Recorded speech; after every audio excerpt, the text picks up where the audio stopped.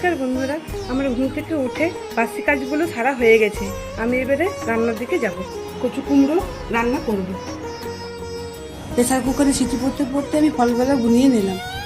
কুমড়োর জন্য মশলা লাগবে 5 ফোড়ন, শুকনো লঙ্কা, বড়ি, তারপরে হলুদ দেবো, তারপর নুন দেবো আর জিরে গুঁড়ো। প্রথমে আমি তেল দিলাম, তারপর 5 ফোড়ন দিয়ে দিলাম, শুকনো লঙ্কা আর বড়ি, সবগুলো একসঙ্গে নাড়াচাড়া করে দিলাম। কুমড়োটা একটা সিটি মেরে নিয়েছিলাম।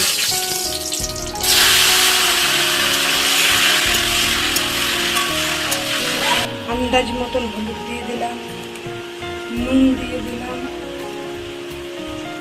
আর একটুখানি জিরে গুঁড়ি দিয়ে দিলাম। জিরে গুঁড়ি দিলে স্বাদ ভালো হয়। সব একসাথে মিক্স করে দিলাম, তারপর ভাজাগুলি দিয়ে নামিয়ে দিলাম। কচু কুমড়ো রেডি।